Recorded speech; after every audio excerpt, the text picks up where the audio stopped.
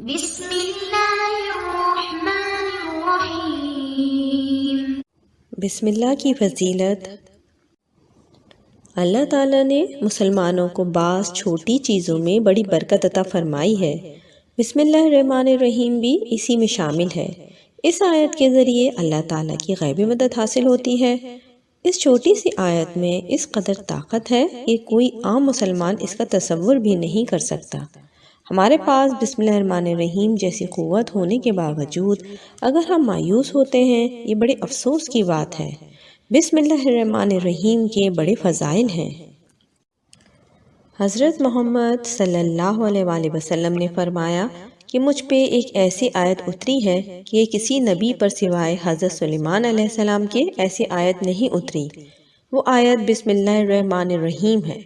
حضرت جابر رضی اللہ تعالیٰ عنہ فرماتے ہیں کہ جب یہ آیت اتری، بادل مشرق کی طرف چھٹ گئے، ہوائیں ساکن ہو گئی، سمندر ٹھہر گیا، جانوروں نے کان لگا لیے، شیاطین پر آسمان سے شعلے گرے۔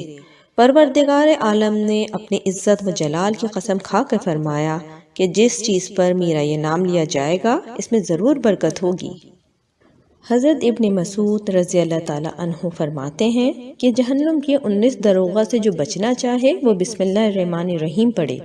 اس کے بھی 19 حروف ہیں، ہر حرف پہ ہر فرشتے سے بچاؤ بن جائے گا۔ اسی طرح بسم اللہ الرحمن الرحیم میں بھی 19 حروف ہیں اور وہاں فرشتوں کی تعداد بھی 19 ہے۔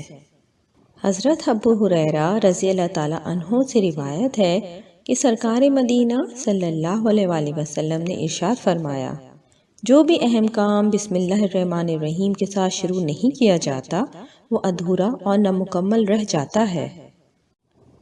ایک اور جگہ سرکار مدینہ صلی اللہ علیہ وآلہ وسلم نے فرمایا، جب تم وضو کرو تو بسم اللہ والحمدللہ کہہ لیا کرو، کیونکہ جب تک تمہارا یہ وضو باقی رہے گا اس وقت تک تمہارے فرشتے یعنی کرامن کاتبین تمہارے لیے برابر نیکیاں لکھتے رہیں گے۔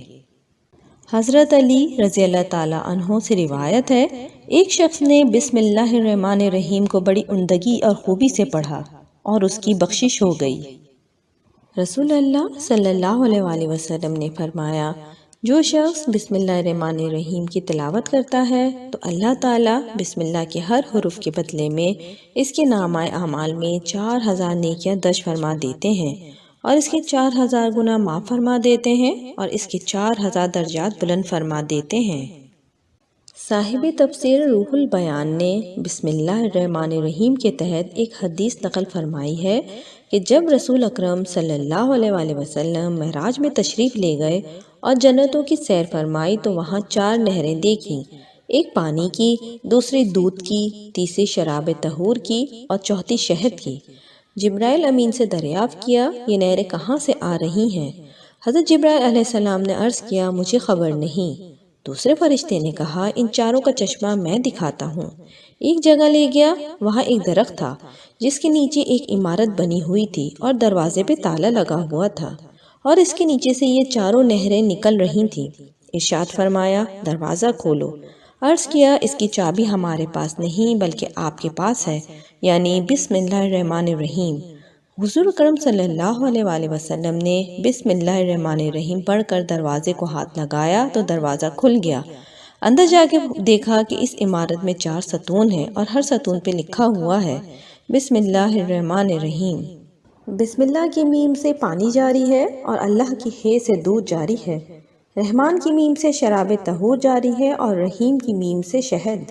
اندر سے آواز آئی، اے میرے محبوب صلی اللہ علیہ وآلہ وسلم، آپ کی امت میں سے جو شخص بسم اللہ الرحمن الرحیم پڑھے وہ ان 4 کا مستحق ہوگا۔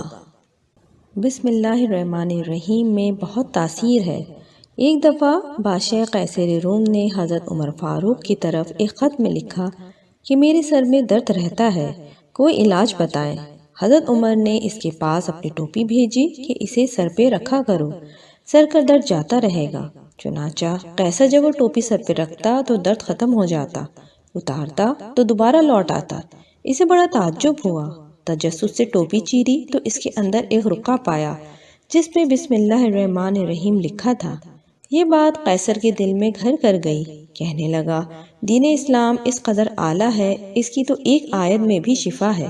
اور پورا دین باعث نجات کیوں نہ ہوگا اور اسلام قبول کر لیا۔